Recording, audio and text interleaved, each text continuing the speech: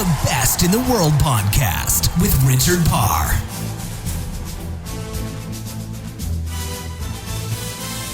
Hello and welcome to The Best in the World. It's nearly Christmas time. Merry Christmas to all of you listening to this show. Also in this period, it is my birthday. I just celebrated my birthday, had a fantastic time. I treated myself by buying myself a bed. You know, I've been listening to all of these previous episodes on The Best in the World with Richard Parr, and so many of them have talked about the benefits of sleep, including this week's guest.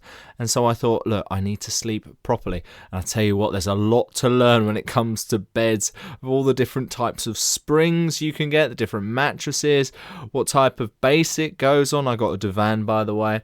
Different sizes. There's now I think it's like Super King size bed, but queens don't exist. It's all very confusing, but I managed to get a bed in at the end, even though we couldn't get up the stairs. Bit of a nightmare, but it's all sorted now. Lovely headboard.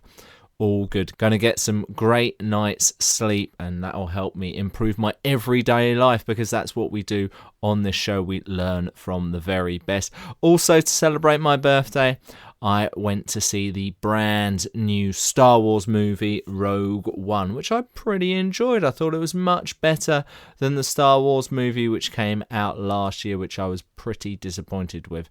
Thought it was a bit of a rip-off of The New Hope. Let me know, what do you think of the new Star Wars movie? I would love to get your thoughts on the Twitter at Richard_Parr. Well, it's funny we mentioned Star Wars, because this week's guest nearly trained to be an astronaut. He could have been the next Tim Peake, but he didn't. Instead, he went on to become a 3-time world champion in canoe slalom. I'm delighted to have this week on the show the British canoe slalomist David Florence, also a 3-time Olympic silver medalist. Fantastic chat with him. As well as being an astronaut, we talk to him about studying mathematics with physics. We also talk about sleep. We talk about a whole range of different things, and it's a fantastic interview with David. It'll be coming up very shortly on the show. Just a quick reminder that our podcast is sponsored by Audible. If you'd like to try out their service, they offer a 30-day free trial and a free download as part of that package. All you got to do is go to audibletrial.com/best. That's audibletrial.com/best to check out their service. It would be great if you do it, because by helping yourself, you're also helping me here out at the Best in the World. All right, let's get to it. Let's get to my interview with David Florence. The Best in the World podcast with Richard Parr.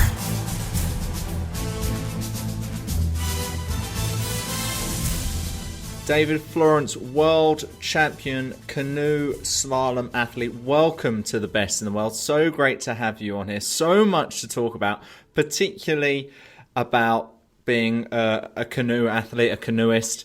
But there's a lot of interesting things I found out about you, and crucially, are you happy to do this interview in English rather than Russian? Because I believe you learned Russian before the Beijing Olympics. Is that true? And do you remember much now? I remember very little. It would be a pretty short interview if we were to do it in Russian. But yeah, I did make a start to learning, yeah. And that was part of applying to become an astronaut as well? Yeah, well, it was, I guess, in the build-up in 2008, European Space Agency opened up applications to anyone, really, who wants to apply for posts as astronauts, one of them which Tim Peake obviously has now taken. And yeah, I just thought, well, you know, if you don't apply for these things, you'll never get it. It had some of the sort of things I thought they were after, and unfortunately, I I was not successful, obviously, but it was just before the Beijing Games anyway, so I was on to compete in my first Olympics. So I mean, you know, it was one of these 1 in a million sort of things. But if you don't apply, you know, you're certainly not going to get it. Exactly. So it could have been you up there. Instead, you've had an amazing career as a canoeist, winning 3 world titles, going to 3 Olympics, winning silver medals, having an absolutely amazing canoeing career so far. So let's start at the beginning. Let's start how you first got into the sport and first started to really embrace it and love it. Yeah, well, I'd already been into quite a lot of sports quite fanatically for sometimes, very brief periods of time, sometimes for a year. And I guess canoeing was the one that stuck. My dad and my mum's brother had both done quite a lot of canoeing when they were at school, and competed in canoe slalom, and actually both been Scottish champions themselves when they were very young. My dad had kind of given it up when he went, at 18 to go and work, and we'd always had an old canoe down the side of the house, but it never taken us until we got to, I think, probably I was about 13 years old. My brother's a couple of years younger, Fraser, and my uncle had some canoes at the beach, at family day at the beach, and we just asked, could we go out in those, and Dad took us out one at a time, and we just really enjoyed it. And obviously my dad having done a bit meant he could take us, and then a friend took us on some rivers once we built up to that, and we joined a canoe club, and then we found another canoe club that did canoe slalom, and went to a novice event in canoe slalom for our first competition. And it was just, I'd always been really into sport, and I was, fanatical about lots of things initially, and it was no different with canoeing. And I guess it just stuck, and it was one that I seemed to have a little bit of a talent for, perhaps.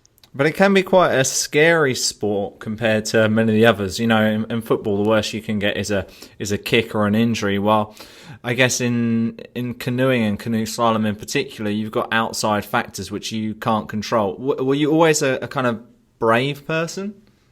I mean, to some degree, I was never, massively put off by sort of risk factors in things. But I definitely remember, when I first start canoeing, it can be very, very scary when you're in a boat with a spray deck you have to release, and you've got to get out and, on rough white water. Yeah, I remember, really thinking, this is so scary. I don't know if I can do this, and fear of drowning and things. But it seems a long, long time ago now, and not many occasions now when you get a bit nervous on the water. But it does still happen every now and then. Have you had many injuries through canoeing? Have you had many times where you did fear for your life? No, I mean, I've had a couple of nasty swims, as we call it, when you capsize, and for whatever reason you can't manage to right the boat again, and you have to then get out. And of course, when you're at quite a high level, it's normally a really long time on, and you might already be really out of breath and tired when it happens on a big section of white water. When you're a novice and you're just expecting to have to get yourself out of the boat when you capsize, you obviously do it immediately so you don't run out of breath. But for us, often it's an absolute last resort when you eventually realize, oh my goodness, I'm actually going to have to get out here.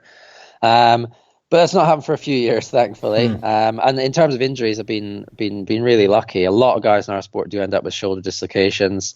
Thankfully, so far, very little to speak of in injuries for myself. Is that normally the most tired part of your body, your shoulders? Yeah, I mean, I think often it's more, I guess, sort of serious trauma rather than, a sort of injury that's built up from repeat action. It's because, you're on such a powerful, dynamic environment, being on the white water, that you make a little error and you suddenly, flip one way or the other, and you try and support it, or you can catch the bottom, and, you're used to putting a lot of force through the blade, and sometimes it's just too much and too sudden in the wrong direction, and the weak point can be your shoulder, and of course, ends up dislocating your shoulder.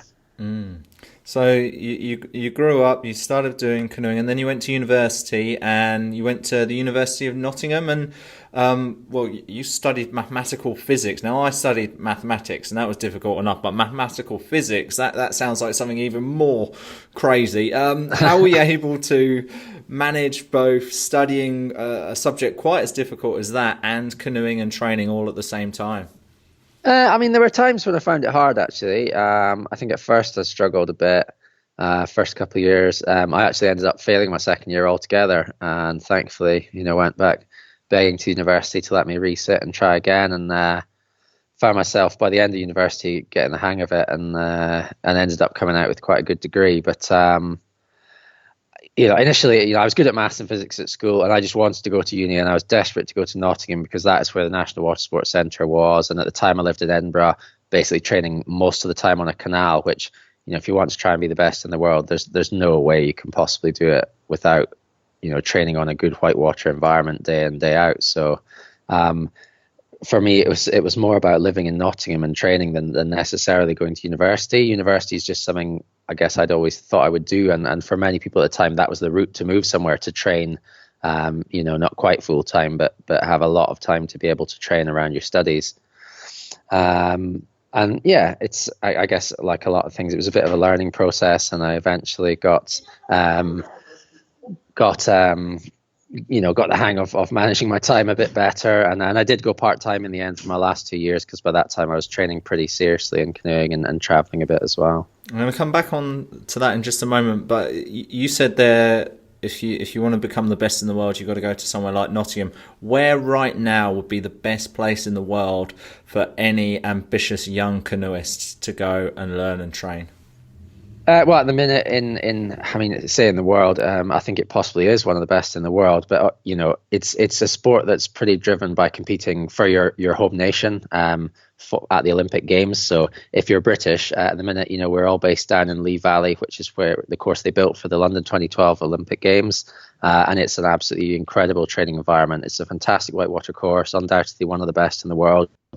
But you just got a lot of really driven athletes. Professional athletes based out of the same place with a really good ethos and a really great setup with coaching staff.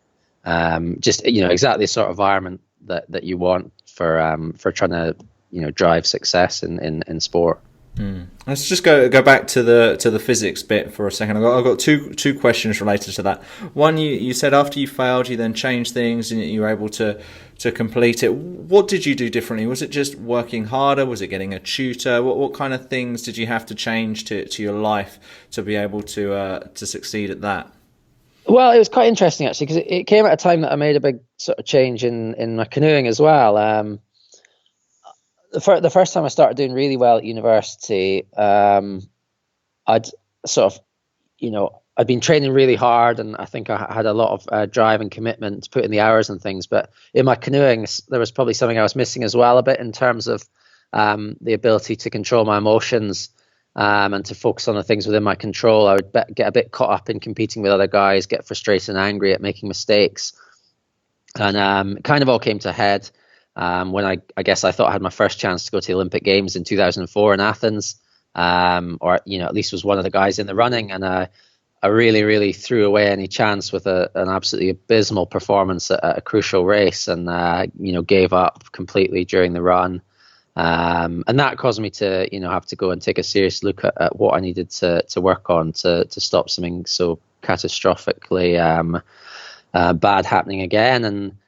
And I guess I just found myself, working a lot on just focusing on my own performance and things within my control, and alongside that, I found myself not feeling the need to try and do everything to such a ridiculous extent, but to be able to compartmentalize my life a little bit more. I found time for a bit of a social life at uni.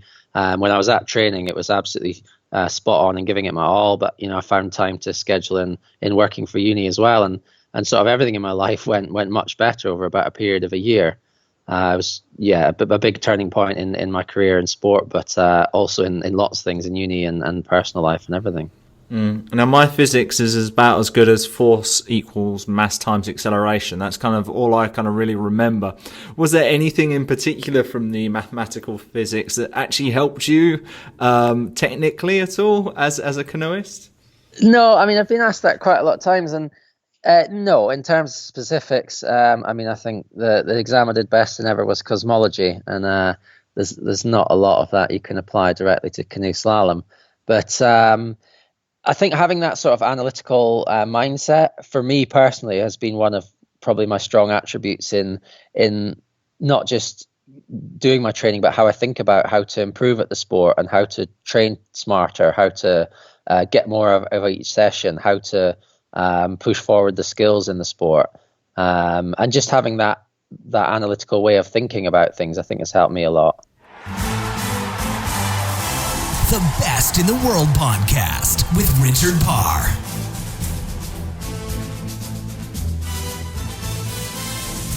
More with David in just a moment, but I just want to tell you that today's show is also brought to you by Sportacino, the sports breakfast show that I Currently host on Facebook Live, Periscope, and on YouTube.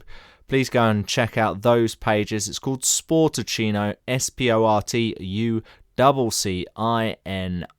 Taking a little break over Christmas, but it will be returning back bigger and better than ever on January the 9th, 2017. Don't miss it. Facebook.com/Sportacino. Like the page and watch live every single weekday morning from 8 a.m. GMT. We cover all ranges of topics when it comes to sports, health, and fitness. That is Sportacino sponsoring today's Best in the World with Richard Parr. All right, let's get back to it. Let's get back to my interview with David Florence. The Best in the World podcast with Richard Parr.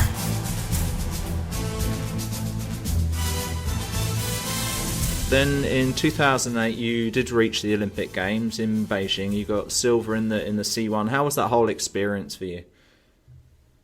Oh, it was incredible. Now it's having been to 3 Olympics and won a few medals. Not that it seems more normal, but certainly the first time to go to an Olympic Games was just unbelievable. Something that I couldn't quite believe I'd actually achieved. I was probably a little bit of a late starter to the sport and a long way behind the curve of sort of peers my own age who were expected to go on and achieve great things. I was never one of those until I got pretty close to it. So just to be there at all, and then I knew I was in that handful of guys who, if they got it right on the day, could be on the podium, and to win silver and actually to come so close to the gold as well was an absolutely incredible experience, and one of the best days of my life. And then after that, you decided to move into doubles, into the C2. I don't know why I called it doubles, but it's a C2. Yeah, no, we refer to it as doubles. That's fine. Yeah. When it comes to all of these things with canoeing, I wouldn't say that I'm an expert. That's why I'm speaking to you, the best in the world. You moved to C2, and again, silver in London, silver in Rio. What are the main differences for those who don't know between being by yourself and being in a double? Like what type of different things do you have to do in training? What other things do you have to really think about? Yeah, well, for me, so I took up the canoe doubles alongside still doing the singles as well, and they are different skills. There's obviously a huge crossover. You couldn't get such a high level so quickly, but they're not something that you can just generically train for. So every training session, I'm either training for the singles or the doubles. It's very different, because you're not just going in a straight line. It's not like rowing where you're doing exactly the same stroke in singles or doubles. It's actually doing very different types of strokes and very different lines around the gates and skills to get quickly around the gates. So, the biggest part of it is actually learning to work together with someone. More than as an individual. It's oftentimes it's more about how well you time laying down the power between you and time the positioning of the strokes on the boat than actually just how strong and powerful you are as individuals. Learning to work with someone else is a massive difference in it, and that's something that takes a long time. It's not in some sports like rowing, which I guess maybe a bit better known, people might switch. They might only choose who's paddling in which boats, whether you're in the 4, the 8, or the 2. They can choose that, a few months before major competition. Whereas, most of the C2 guys have the same partner their entire canoeing career and certainly train for a long time together before they would have a chance of being at the top level in the world. And so in London, you got the silver medal. Did home advantage help at all? Yeah, I think so. It's a sport where it is very on the day, and the top guys in the world will do fantastically well one weekend and be nowhere the next, just because such small errors actually have such a huge difference on the outcome, on the result. But yeah, I think if you look across a normal year, when you see we have maybe 5 World Cups in a year, World Championships, European Championships, and generally you do see the home nation does slightly better at home, and I think a big part of that is actually just knowing the water better. Each course is unique. The features of the water are unique, and it takes days, years of day in day out on that water to really learn the little intricacies of it better than anyone else. And I think that's possibly more of a factor than home support or anything like that. Well, it's interesting that Formula One drivers now play the computer games because they've got so good at the courses. It's unfortunate that they can't do the same for you. Do you have like videos or anything like that where you can look at the course in a bit more depth? I mean, it's not really looking at it. It's a case of getting out there and practicing on it. And obviously with like you referred to a Formula One track, that track is the same. Whereas we don't know until the night before where we have to go on the river. And there's an infinite number of possible gate combinations, and just exactly where you put a gate in the river can change how you need to go about it and what you need to know about that water. And it really is more of a feel thing than a knowledge that you can express in words. So it's a case of just drilling it time and time again on the water. Well, you certainly seem to enjoy the water in Prague in 2013, where you got gold medals in both the C1 and C2. What do you think? Was there anything you did differently from the London Olympics, where you got a silver to get the gold in the World Championships? And was there anything about the conditions which really suited you there? Hard to know, and I mean, I can only really give my own personal opinion, and others would probably disagree. But I actually think there is a bit of an element of luck as to when you perform well. If you're one of the best in the world, on average, you will probably perform better, than the other guys. But you will still, finish middle of the pack one day, finish on top another, and the fact that it was at the World Championships there rather than the Olympics the year before, I don't actually think there was any specific great reason. It was just, one of those weekends where everything went fantastically well for me. Oh, it's great. How did it feel when you won that first gold?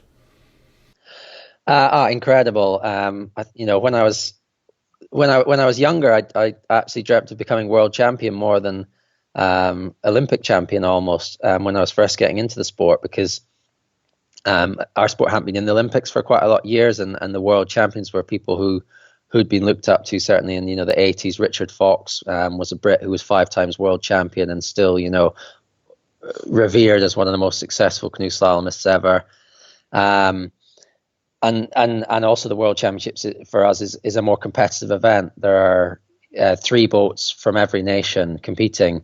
When you get to the Olympics, there's only, generally speaking, 1, with a few minor complicated exceptions. Only generally 1 boat per nation. So, I remember I just could not believe it that I'd been to so many World Championships, knowing that I was in with a shout. I'd won other races, World Cups, which were just as high quality start lines, and to get it right on that day and just put in one of my best runs ever. Even after the race, I remember, because I had a race the next day as well. I still had the canoe doubles. I won my first race of the weekend was in the canoe singles, the C1, and I remember even just lying in my bed that night and trying to get an early night to go to bed for racing the next day, and just every now and then just fist pumping in the room on my own, thinking, I cannot believe it, I'm world champion, unbelievable, I've done it. Is there anything you normally do to calm yourself down before a big race when you do have all this going through your mind and you need to sleep, you need to rest? Do you have any routine or process you go through? No, I mean, I'm very fortunate. Sleeping is something I'm very, very good at. I don't have any problems with that. I think there's been summers where flying all around Europe and I've barely been awake for 10 minutes of the time we've spent on planes all summer. But in terms of before a run, I think routine is a big part of it. I don't have any superstitions, but in a lot of ways, a superstition is no different to just having a routine, something that you're familiar with, something you're used to, that I guess doesn't let you get carried away with a sense of occasion or it being something different, or you having to do a different task to usual. There's a lot I do on race days in terms of the timing of things and knowing that I go and walk the course in this certain way, that I discuss it with my coach in this way, that we go and look at video before we go and do that I warm up, what my warm up contains, how long before the run I do it, and all these things. And it gives you a sense of familiarity. That's not to say that I don't end up, feeling nervous on the start line or have doubts or things like that. I do sometimes, and that's quite natural. And I've had them before. I've had some of the best results in my career, and actually having had that is something that's quite good, because other times if you do have them, it can remind yourself that, well, I felt a little bit like this before I won the World Championships, for example. Sometimes I think nerves are a good thing, because if you're not nervous, it sometimes means it's not important to you. In 2015, you then retained your C1 title, I believe, at the World Championships in London. Was there any added pressure on you going in as the defending champion? Well, actually, there had been a World Championships in between those two. So we have 3 years of World Championships. So regrettably, I wasn't actually defending champion, because I'd missed the one previously. But nevertheless, obviously going there as someone on a home course who has won the World Championships in the last couple of years, there is expectation on you to do well, especially on a home course. But I think, the biggest thing that added huge pressure there was for us, the Olympic Games is a very big deal, and in terms of a sporting achievement, to win the Worlds is phenomenal, but just getting to go to the Olympic Games is something so much more. It's so much more of this grand spectacle, and you go and you become part of one Team GB with all these other athletes from all these other sports, and there's so much hype and excitement and other things surrounding it, and it's such a special event to compete at that desperately for the 4 years since London wanted to be in Rio, and in our sport where by and large only one boat per nation is going, that's a huge ask, even if you're very, very successful. So as it was at the World Championships, the two younger guys in the team, the two Brits that is, were also in the final. So 10-boat final, and it's only your final run that counts by that stage. I was the last of the three of us to go off in that final running, because it goes in reverse order of how you've done in the previous stages. And one of the young lads, Ryan, a guy I train a lot with, good guy, was actually sitting in a position where he was going to win a medal at the World Championships. And that for me was, phenomenal pressure, because not just was it the World Championships and a home World Championships, but it also was part of our selection for who would be the Olympic boat. So I was sat on the start line knowing that if I didn't win a medal at the World Championships better than bronze, and beat Ryan, who had a fantastic run, that I almost certainly, but by that stage, the way the point system worked, it would be almost impossible for me to go to the Olympic Games.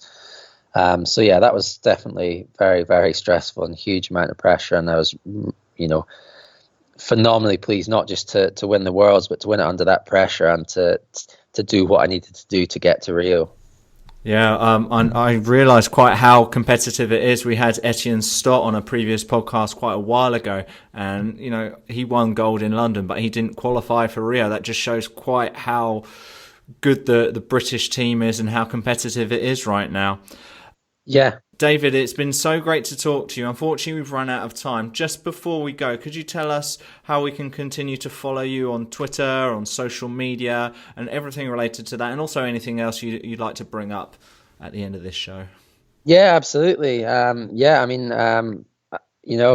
me up on Twitter or Instagram at David_Florence. Also got a website. If you go there, you'll find the links to any of that stuff, davidflorence.com.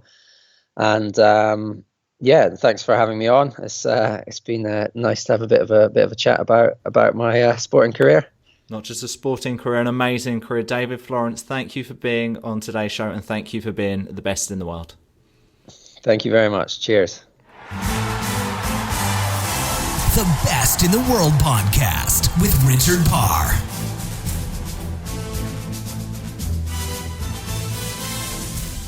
Well, as I mentioned in the interview there, I have interviewed a canoe slalomist before. Go back and listen to my chat with Etienne Stott.